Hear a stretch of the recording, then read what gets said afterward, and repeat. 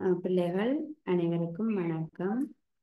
நாங்கள் இன்றைக்கு தரம் 6ல கணிதத்தில 19வது பாடலகான அட்சர கணித கோவைகளை அமைத்தலும் பிரதியிடலும் பற்றி படிக்க இருக்கிறோம்.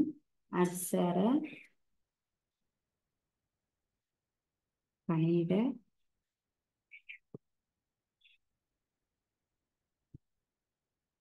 கோவைகளை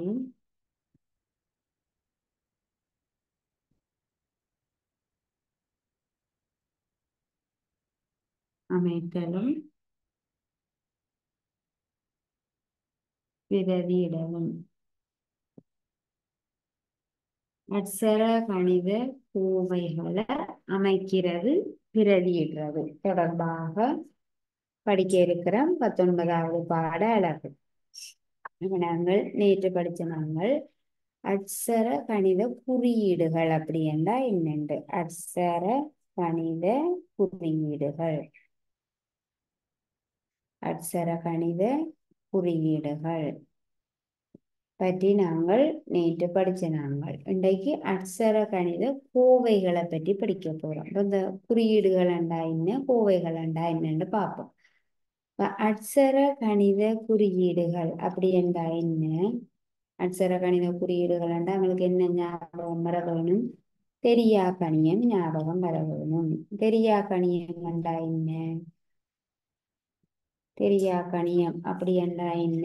ஒன்றினுடைய பெருமானம் தெரியாத போது, பெருமானம் தெரியாத ஒன்றை நாங்கள் தெரியா கணியம் என்கிறோம். உதாரணமாக என்ன சொல்லலாம்? உங்கள் கணித பாட புத்தகத்தில இருக்கக்கூடிய சொற்களின் எண்ணிக்கை, தரமாறு கணித பாட புத்தகத்தில இருக்கக்கூடிய சொற்களின் எண்ணிக்கையை உங்களால கூற முடியுமா? இப்ப உங்களால எண்ணிக்கையை கூற முடியாது. ஆகவே அந்த கூற்றினுடைய பெருமானம் தெரியாம இருக்குது. உங்களுக்கு பெருமானம் தெரியாத ஒன்று, பெருமானம் தெரியாத ஒன்றைத்தான் நாங்கள் என்ன சொல்றோம்? தெரியா கணியம் என்று சொல்லுறோம். பெருமானம் ஒன்றினுடைய பெருமானம் தெரியாத போது நாங்கள் அவற்றை தெரியா கணியம் என்கிறோம். இந்த தெரியா கணியத்திற்காக நாங்கள் தெரியா கணியத்தின் பெருமானத்தை குறிப்பதற்காக நாங்கள் யாரை பயன்படுத்துகிறோம்? ஆங்கில சிறிய எழுத்துக்களை பயன்படுத்துகிறோம். ஆங்கில சிறிய எழுத்துக்கள். ஒன்றினுடைய பெருமானம் தெரியாத போது அந்த தெரியா கணியத்தினுடைய பெருமானத்தை குறித்து காட்டுவதற்காக நாங்கள் ஆங்கில சிறிய எழுத்துக்களை பயன்படுத்துகிறோம். ஆங்கில சிறிய எழுத்துக்கள் என்றால் ABC இருந்து Z வரை நாங்கள் பயன்படுத்தலாம். ஓவை மட்டும் பயன்படுத்த மாட்டோம். ABC இப்படியே தொடங்கி XYZ வரை பயன்படுத்தலாம். ஆங்கில சிறிய எழுத்துக்களை பயன்படுத்துகிறோம். இந்த ஆங்கில சிறிய எழுத்துக்களுக்கு தான் என்ன பெயர்? அட்சர கணித குறியீடுகள். இந்த நாங்கள் பெரியா கணியத்துக்காக பயன்படுத்தக்கூடிய ஆங்கில சிறிய எழுத்துக்களைத்தான் என்ன சொல்றோம்? அட்சர கணித குறியீடுகள். இவற்றை அட்சர கணித குறியீடுகளாக பயன்படுத்துகிறோம். இது நாங்கள் அட்சர கணித குறியீடுகள், ஆங்கில சிறிய எழுத்துக்கள், தெரியா கணிதத்துக்காக பயன்படுத்தப்படக்கூடிய ஆங்கில சிறிய எழுத்துக்கள் என்று நாங்கள் நேற்று படிச்சோம். இப்ப நாங்கள் இன்றைக்கு என்ன படிக்க போறோம்? அட்சர கணித கோவைகள் அப்படி என்றா என்ன? குறியீடுண்டா இப்படி இருக்க வேணும். ABC ஆங்கில சிறிய எழுத்துக்களாக இருக்க வேணும். இன்றைக்கு அட்சர கணித கோவைகள் அப்படி என்றா என்ன? அட்சர கணித கோவைகள்.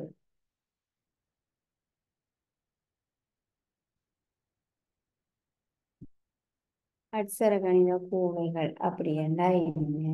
அதாவது எண்கள் எண்கள் அல்லது இலக்கங்கள், எண்கள், குறியீடுகள், எண்கள் குறியீடுகளில் கணித செய்கைகள்,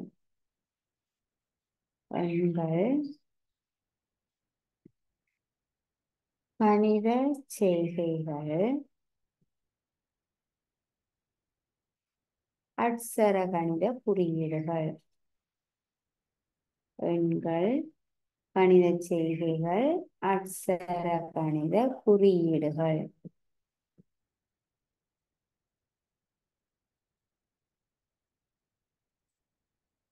எண்கள் என்றா என்ன எங்களுக்கு தெரியும். நாங்கள் கணிதத்துல பயன்படுத்தக்கூடிய இலக்கங்கள்.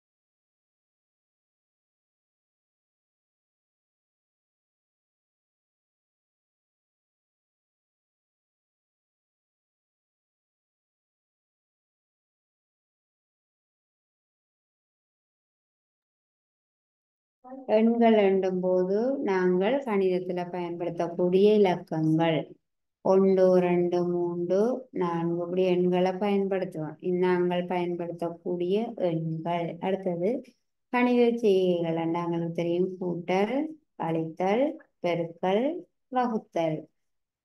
அட்சர கணித குறியீடுகள் அப்படி இருக்கும். ஏ, பி, சி இப்படி இருக்கும். ஏபிசி தொடங்கி எக்ஸ், ஒய், செட் வார மாதிரி. இந்த எண்கள், இந்த கணித செய்கைகள், இந்த அட்சர கணித குறியீடுகள் இவை மூன்றையும் கலந்து ஒரு கூவையாக ஒரு கூர்வையாக எழுதும் போது நாங்கள் அவற்றை என்ன சொல்றோம்? அட்சர கணித கூவைகள் என்கிறோம். நாங்கள் இப்ப கலந்து எழுதுவோம். பாருங்கோ, பி எடுப்போம். பி சக 7 என்பது ஒரு அட்சர கணித கோவை ஆகும். எண்கள், இலக்கங்கள், கணித செய்கைகள், அட்சர கணித குறியீடுகள். அட்சரங்கள், இலக்கங்கள், கணித செய்கைகள் ஆகியவற்றை கலந்து ஒரு கூவையாக எழுதும் போது நாங்கள் அவற்றை என்ன சொல்றோம்? அட்சர கணித கோவைகள் என்கிறோம். இவ்வாறு அட்சரங்களை அல்லது அட்சர கணித குறியீடுகளை பயன்படுத்தி எழுதப்படும் கோவைகள் அட்சர கணித கோவைகள் எனப்படுகின்றன. இந்த கோவை இப்படியான கோவைகளை நாங்கள் எவ்வாறு உருவாக்குவது? இந்த அட்சர கணித கோவைகளை எவ்வாறு உருவாக்குவது என்றுதான் நாங்கள் இனி பார்க்க போறோம். அட்சர கணித கோவைகளை அமைக்கிறது, முதலாவது அமைக்கிறது பார்க்க போறோம்.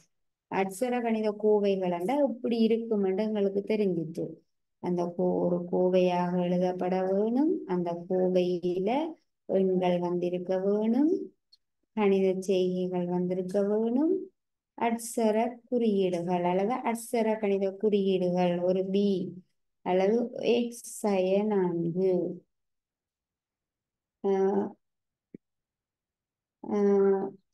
ஏ சக 3 பாருங்கோ, இதெல்லாம் அட்சர கணித கோவைகள் எனப்படுகின்றன. எண்கள், கணித செய்கைகள், அட்சர குறியீடுகள் இவற்றை பயன்படுத்தி கோவையாக எழுதக்கூடிய இவை ஒவ்வொன்றையும் நாங்கள் அட்சர கணித கோவைகள் என்கிறோம். அட்சர கணித கோவைகளை அமைக்கிறது தொடர்பாக பார்க்க போறோம். இப்படி ஒரு கோவையை எவ்வாறு உருவாக்குவது?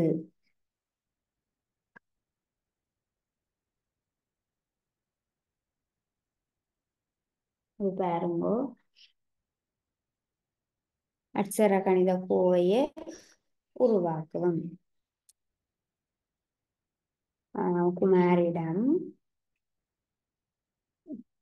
குமார் என்பவரிடம் 3 பந்துகள் உள்ளன.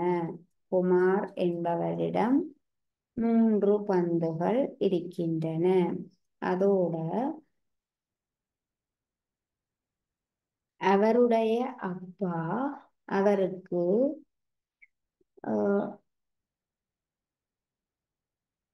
ஒரு பெட்டியில அவருடைய அப்பா அவருக்கு கொஞ்சம் பந்துகளை வாங்கி கொடுத்திருக்கிறார். ஒரு பெட்டியில கொஞ்சம் பந்துகளை வாங்கி கொடுத்திருக்கிறார்.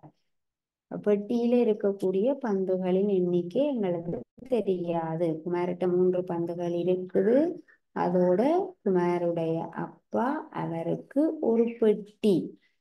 ஒரு பந்து பெட்டியை வாங்கி கொடுத்துரு. ஒரு பாக்ஸ்ல ஒரு கார்ட்போர்ட் பெட்டிக்குள்ள கொஞ்சம் பந்துகள் இருக்குது.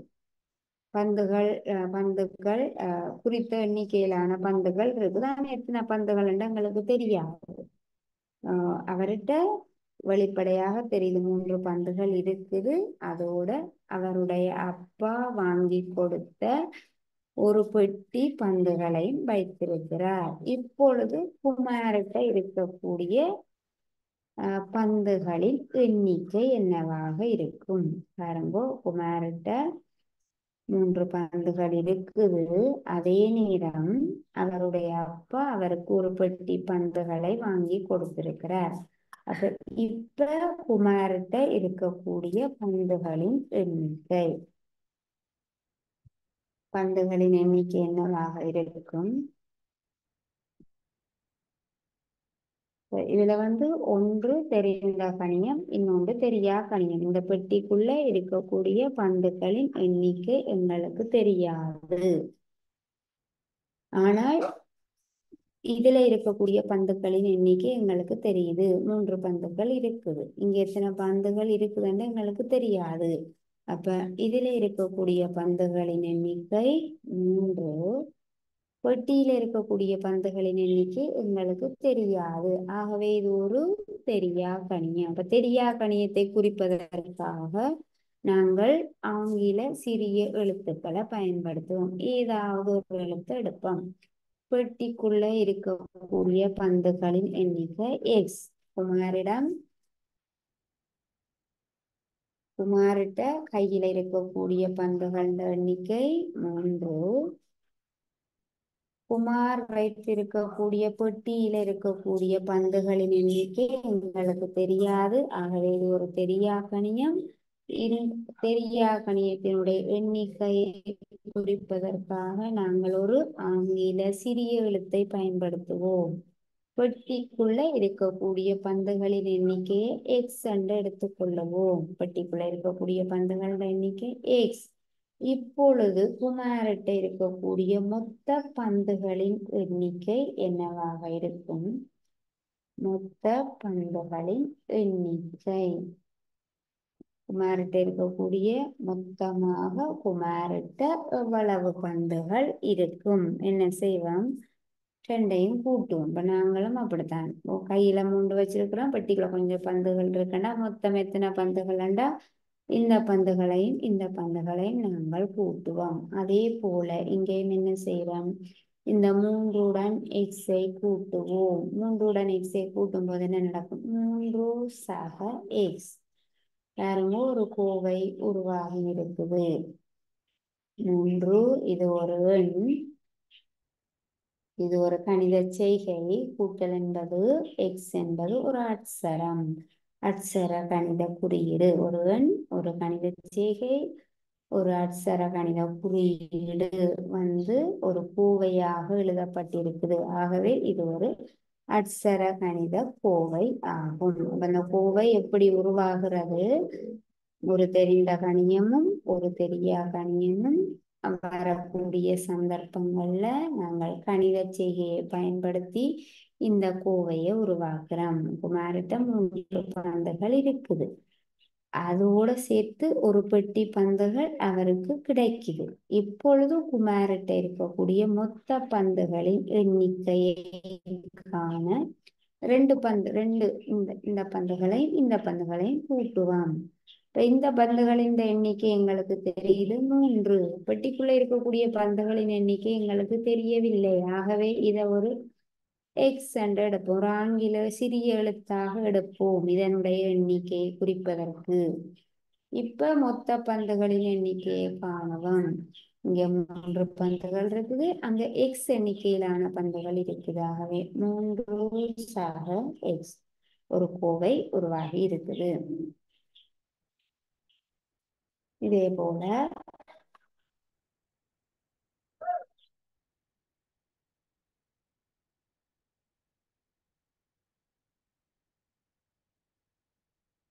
ஒரு பெட்டிக்குள்ள ஒரு பெட்டிக்குள்ள கொஞ்சம் புத்தகங்கள் இருக்குது. ஒரு பெட்டியில்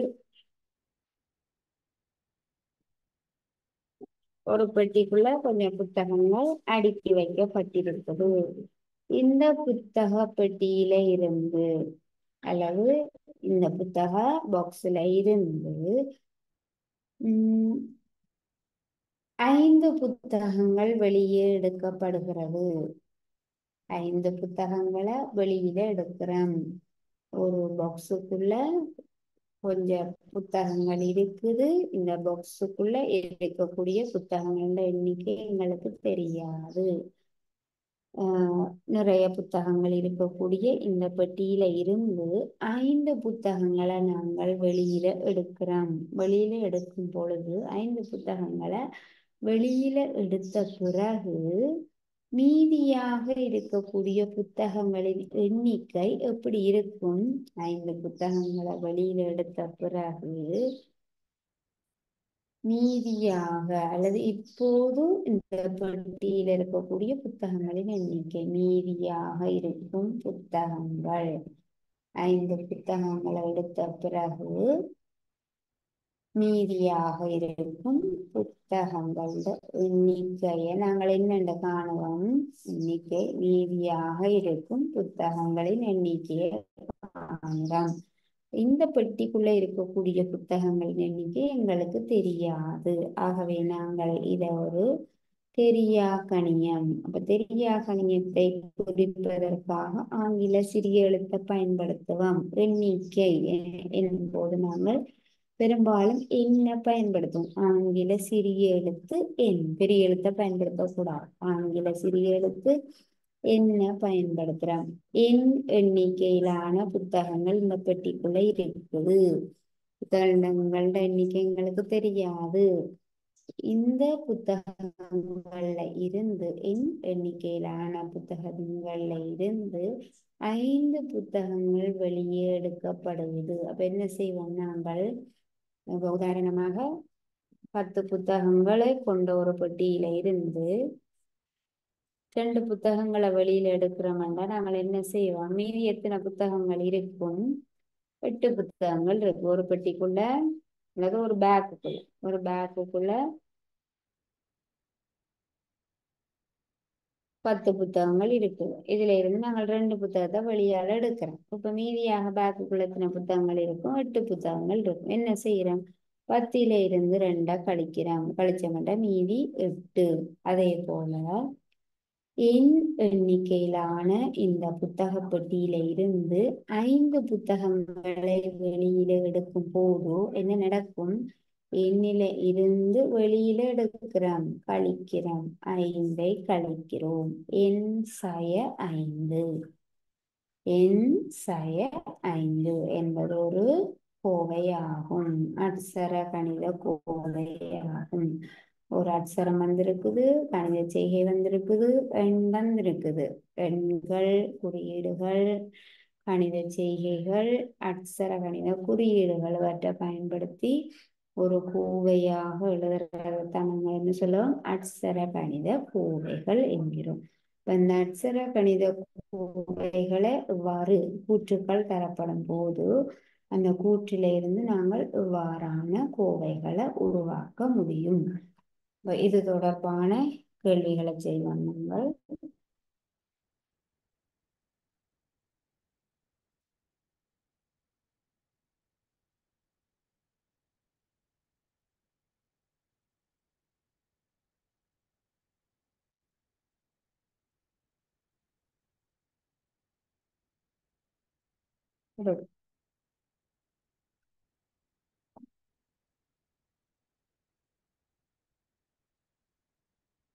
பாடசாலை பாடசாலை ஒன்றிலுள்ள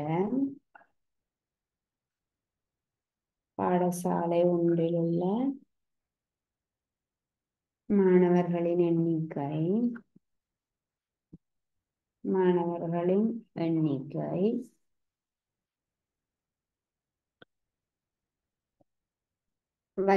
ஆகும்.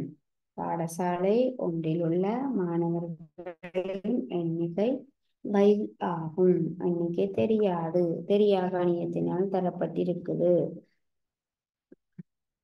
தற்போது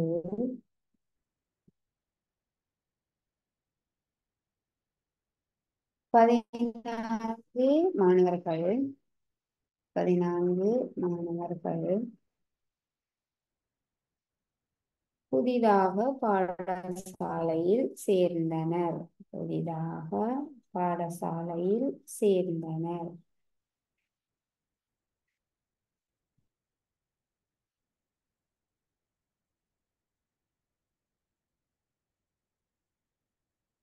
சேர்ந்தனர்.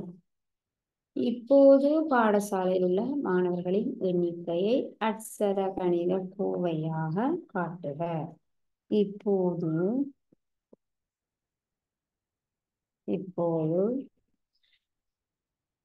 பாடசாலையில் உள்ள மாணவர்களின் எண்ணிக்கையை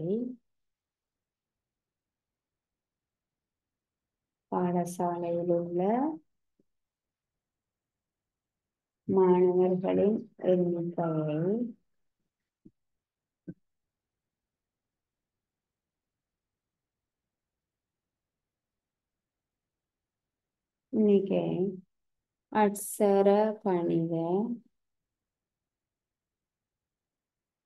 அட்சர கணித கோவையாக தருக.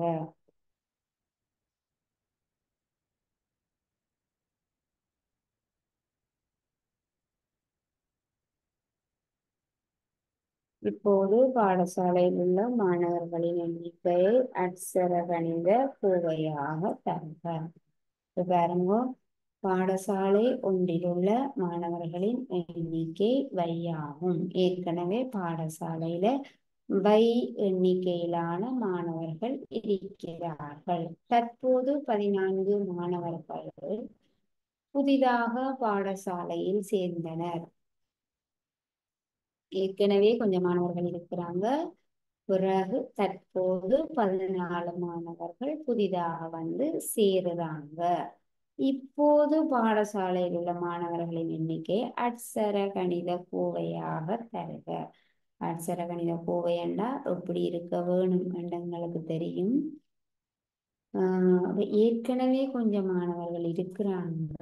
பிறகு கொஞ்சம் மாணவர்கள் புதிதாக வந்து அங்க சேர்கிறார்கள். அப்படி என்ன நாங்கள் என்ன செய்வோம், ஏற்கனவே இருக்கக்கூடிய மாணவர்களின் எண்ணிக்கையோட புதிதாக சேர்ந்த மாணவர்களின் எண்ணிக்கையை கூட்டுவோம். ஏற்கனவே வை எண்ணிக்கையிலான மாணவர்கள் இருக்கிறார்கள். புதிதாக 14 மாணவர்கள் சேர்கிறார்கள் என்ற நாங்கள் என்ன செய்ய வேணும், வையோட 14 கூட்டுவோம். அப்படித்தானே? உதாரணமா ஏற்கனவே 250 பிள்ளைகள் இருக்கிறாங்க. இப்ப இந்த மாதத்துல புதிதாக ஒரு 10 பேர் வந்து சேர்றாங்க. அப்படி என்ன சேர்க்கிறது அப்படியான நேரங்கள்ல நாங்கள் அங்க வாரது எல்லாத்தையும் கூட்டுவோம். ஏற்கனவே வை எண்ணிக்கையிலான மாணவர்கள் இருக்கிறார்கள். தற்போது 14 மாணவர்கள் வந்து புதிதாக சேர்கிறார்கள். அப்படி என்றால் நாங்கள் இந்த வையுடன் 14 கூட்டுவோம். கூட்டும்போது எப்படி எழுதுவோம், வை கூட்டல் 14, வையுடன் 14 கூட்டப்படுகிறது, வை சக 14 என்று எழுதுவோம். இப்போ அட்சர கணித கோவையாக நாங்கள் எழுதியிருக்கிறோம்.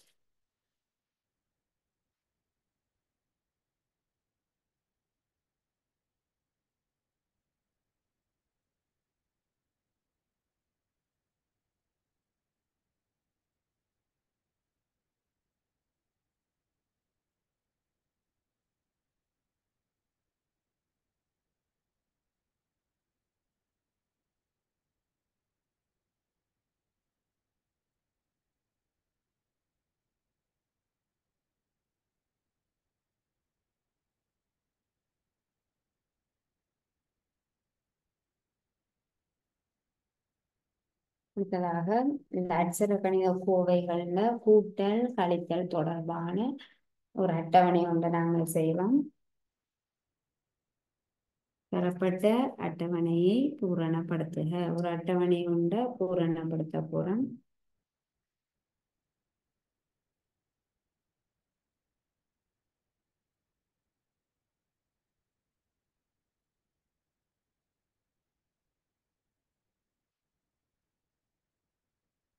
முதலாம் உறுப்பு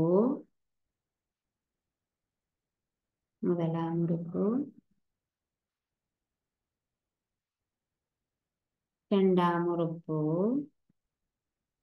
முதலாவது ஒரு உறுப்பு தரப்படுகிறது, இரண்டாவதாக ஒரு உறுப்பு தரப்படுகிறது.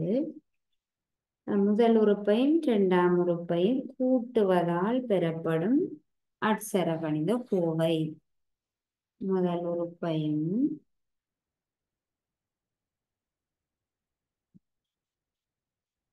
இரண்டாம் உறுப்பையும்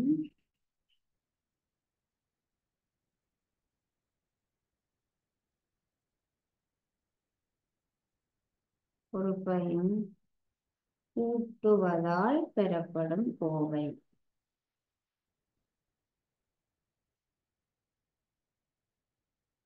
கூட்டுவதால் பெறப்படும் அட்சர கணித கோவை.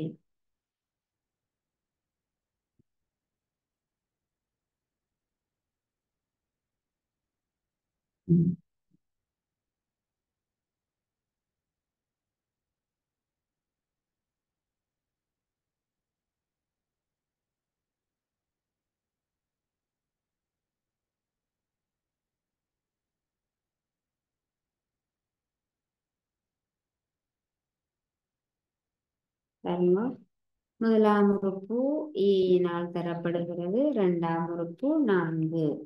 முதலாம் உறுப்பு ஏயாக இருக்குது, இரண்டாம் உறுப்பு 4ஆக இருக்குது. முதல் உறுப்பையும் இரண்டாம் உறுப்பையும் கூட்டி இங்கு எழுத வேணும். ஏ முதலாம் உறுப்பு, 4 இரண்டாம் உறுப்பு. முதல் உறுப்பையும் இரண்டாம் உறுப்பையும் கூட்டுவதால் பெறப்படும் அட்சர கணித கோவை. 2 உறுப்பையும் கூட்டி இங்கு எழுத வேணும். ஏயையும் 4ஐயும் என்னென்று கூட்டுறது? ஏயோட 4 கூட்ட போறோம். ஏ கூட்டல் 4 இப்படித்தான் எழுத வேணும். ஏ கூட்டல் 4. ஏ 4 இப்படி எழுதக்கூடாது. 4 என்று எழுதிடக்கூடாது. ஏ 4 கண்டம் எழுதிடக்கூடாது. 2 ஒரு அட்சரத்தையும் ஒரு எண்ணையும் கூட்டும் போது ரெண்டுக்கும் நடுவுல அந்த கூட்டல் அடையாளம் வர வேணும். ஏ சக 4. அதே போல 4ஐயும் 7ஐயும் நாங்கள் எப்படி கூட்டுவோம்? 4 சக 7. 4ஐயும் 7ஐயும் கூட்டி நம்ம 4 சக 7. முதலாம் உறுப்பு 4, இரண்டாம் உறுப்பு 7. முதலாம் உறுப்பையும் இரண்டாம் உறுப்பையும் கூட்டுறோம். 4ஐயும் 7ஐயும் கூட்ட முடியும். கூட்டினால் என்ன கிடைக்கும்? 13 கிடைக்கும். ஒரு எண்ணையும் கூட்டலாம். ஒரு அட்சரத்தையும் ஒரு எண்ணையும் நாங்கள் கூட்ட முடியாது. 4ஐயும் 7ஐயும் கூட்டி நாங்கள் 11 எழுதலாம். ஆனால் ஏயையும் 4ஐயும் கூட்டி ஏ 4 4 என்றோ எழுத முடியாது. ஏ சக 4 தான். அடுத்ததாக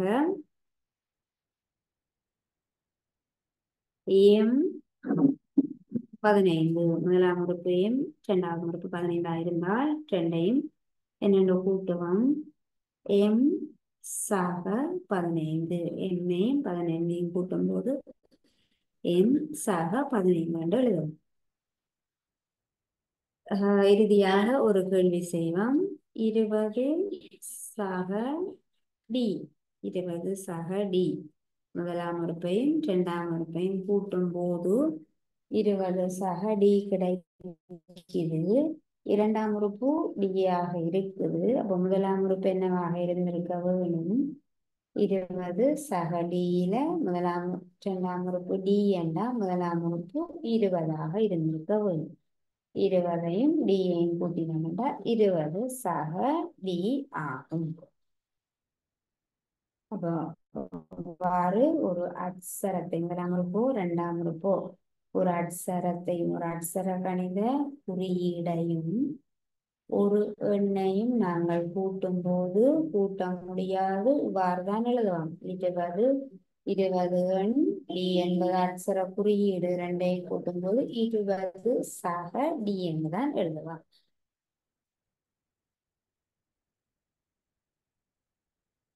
இதே போலதான் நாங்கள் கழிக்கிறதும் செய்வோம்.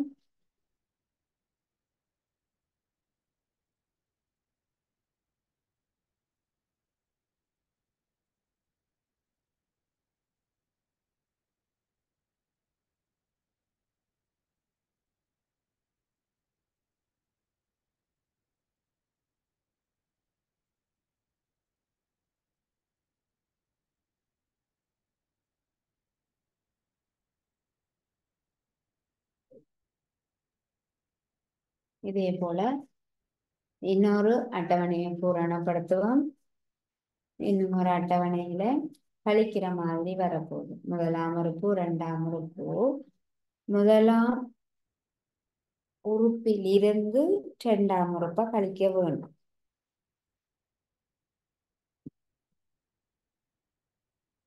முதலாம் உறுப்பிலிருந்து இரண்டாம் உறுப்பை கழிப்பதால் பெறப்படும் அட்சரகணித கோவை. முதலாம் உறுப்பிலிருந்து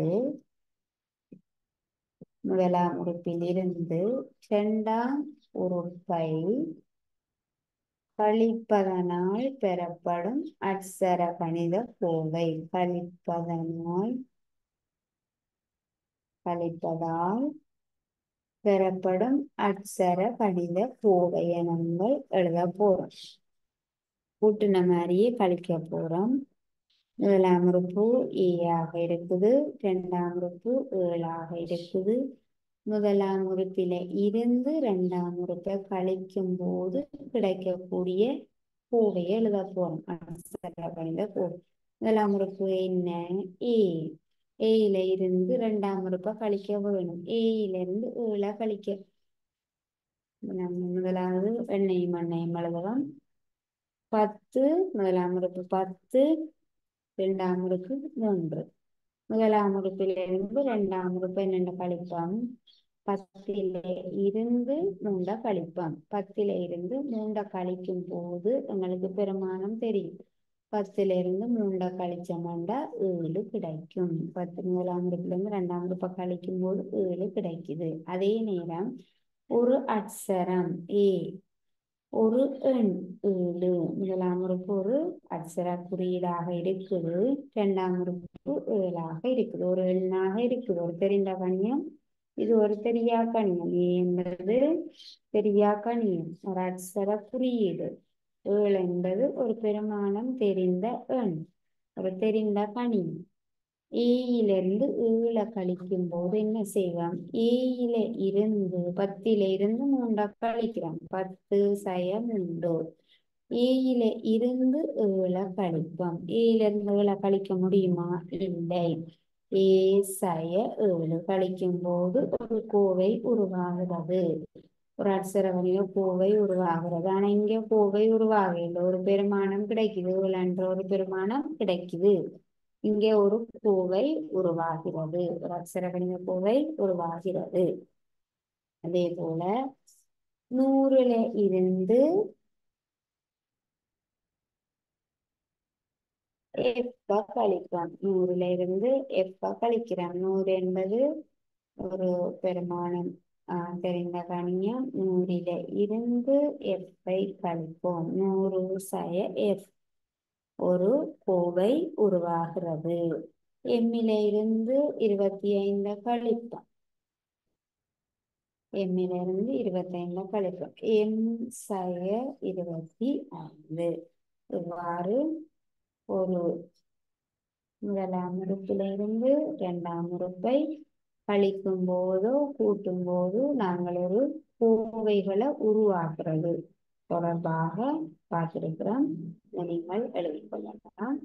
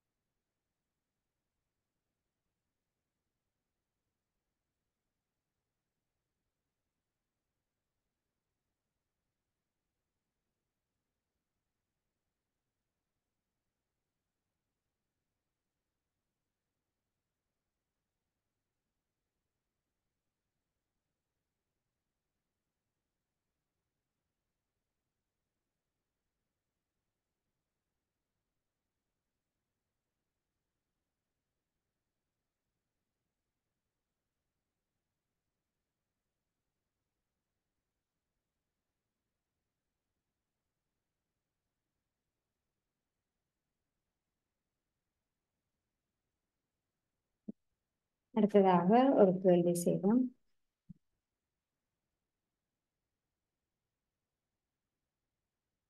ஒரு கோவையை உருவாக்குறது தொடர்பான ஒரு கேள்வி செய்வோம். கேள்வி எழுதிக் கொள்ளலாம். என்னிடமிருந்த பணத்திலிருந்து என்னிடம் இருந்த பணத்திலிருந்து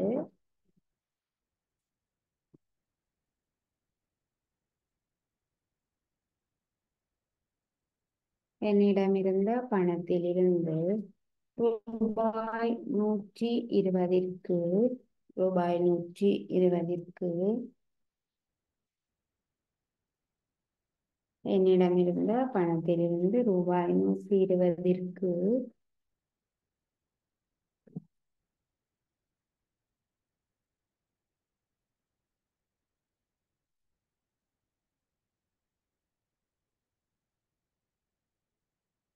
புத்தகம் ஒன்றை வாங்கினேன். புத்தகம் ஒன்றை வாங்கினேன்.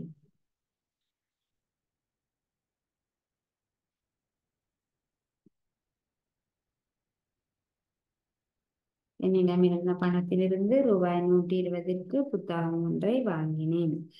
என்னிடம் எஞ்சியிருக்கும் என்னிடம் எஞ்சியிருக்கும்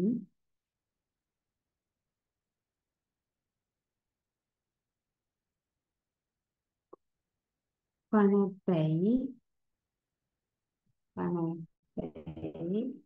அட்சர கணித கோவையாக தருக.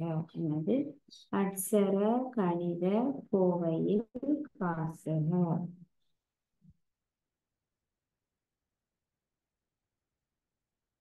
கோவையில் காட்டுக.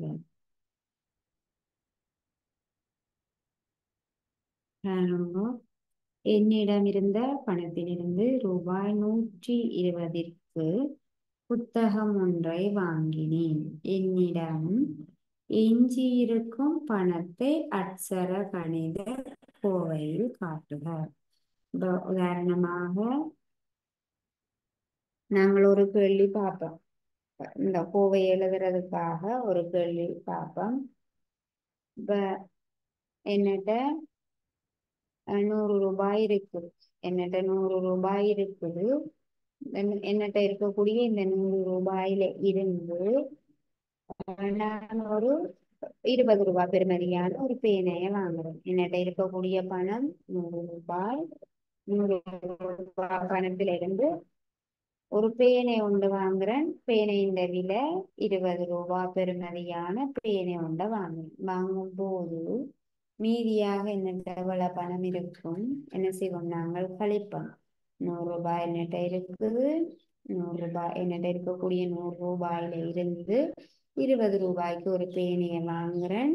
பேனையை வாங்கின பிறகு மீதியாக என்னிடம் எவ்வளவு பணம் இருக்கும்? 100 ரூபாயிலிருந்து 20 ரூபாயை கழிச்சமண்டா என்ன வரும்? 80 ரூபாய். மீதியாக இருக்கக்கூடிய பணம் 80 ரூபாய். அதே போல என்னிடம் இருந்த பணத்திலிருந்து என்னட்ட இருக்கக்கூடிய பணம் இங்க தரப்படவில்லை. என்னட்ட இருக்கக்கூடிய பணம் எவ்வளவு இங்க சொல்லப்படவில்லை. என்னிடம் இருந்த பணத்திலிருந்து அப்ப என்னிடம் இருந்த பணம் தெரியாது, எவ்வளவு தெரியல. ஆகவே என்னிடம் இருந்த பணத்தை நாங்கள் ஒரு தெரியா கணியமாகும். அப்ப என்னிடம் இருந்த பணத்தினுடைய பெருமானத்தை குறிப்பதற்காக நாங்கள் ஒரு ஆங்கில சிறிய எழுத்தை எடுத்துக்கொள்ளுவோம். என்னிடம் இருந்த பணம். என்னிடம் இருந்த பணம் தெரியாதவளவண்டு. ஆகவே தெரியா கணியத்திற்கு பதிலாக பணம் கொண்ட ரூபாயில இருக்கும். ஆங்கில சிறிய எழுத்து எடுத்துக்கொள்வோம். என்னிடம் இருந்த பணத்தை ரூபாய் ஏ என்று எடுத்துக்கொள்ளுவோம். என்னிடம் இருந்த பணத்தில இருந்து 120ற்கு புத்தகம் ஒன்றை வாங்கினேன். இப்ப இந்த பணத்தில இருந்து 120 ரூபாய்க்கு புத்தகம் வாங்கும் போது மீதியாக என்னட்ட எவ்வளவு பணம் இருக்கும்? என்ன செய்வோம்? என்னட்ட இருந்த பணத்தில இருந்து புத்தகம் வாங்குறதுக்கு தேவையான பணத்தை நாங்கள் என்ன செய்வோம்? கழிப்போம். என்னிடம் இருந்த பணத்தில் இருந்து அண்ட நாங்கள் என்ன செய்வோம்? இங்கே கூட்டக்கூடாது. 100 ரூபாய் வச்சிருக்கிறேன் 20 ரூபாய்க்கு பேனா வாங்குறேன்டா மீதி எவ்வளவு இருக்கும்? 80 ரூபாய் இருக்கும். அதே போல என்னட்ட இருக்கக்கூடிய பணம் ரூபாய் ஏயில இருந்து 120க்கு ஒரு புத்தகம் வாங்கிறேன். அப்ப நாங்கள் 120 ரூபாயை கழிக்க வேணும். கழிச்சமண்டா கழிக்கும் பொழுது 120 ரூபாய்க்கு புத்தகம் வாங்கின பிறகு மீதியாக எவ்வளவு பணம் இருக்கும்? அந்த பணத்துக்கான கோவை இதுதான். ஏயில இருந்து 120 கழிக்க வேண்டும். சய 120 என்பது எஞ்சி இருக்கும் பணத்திற்கான கோவை ஆகும். என்னிடம் இருக்கிற பணம் தெரியாது. ஆகவே ஏ கழித்தல் 120.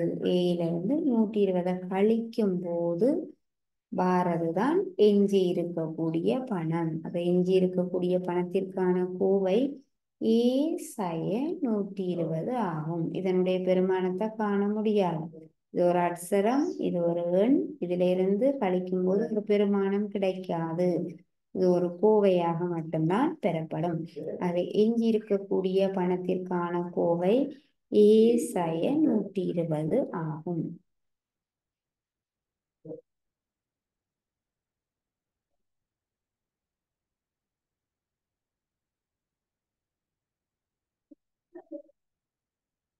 ஆகவே பிள்ளைகள், நாங்கள் இன்றைக்கு அட்சர கோவைகளை அமைக்கிறது தொடர்பாக இந்தியா வகுப்புல படிச்ச நாங்கள் அட்சர கணித கோவைகளை அமைத்தல் தொடர்பாக இன்றைக்கு படிச்ச நாங்கள். இதனுடைய தொடர்ச்சியை நாங்கள் மீண்டும் அடுத்த வகுப்புல பார்க்கலாம். இதோட இந்தியா வகுப்பு நிறைவு செய்து கொள்வோம். மீண்டும் அடுத்த வகுப்புல சந்திப்போம். தேங்க்யூ பிள்ளைகள்.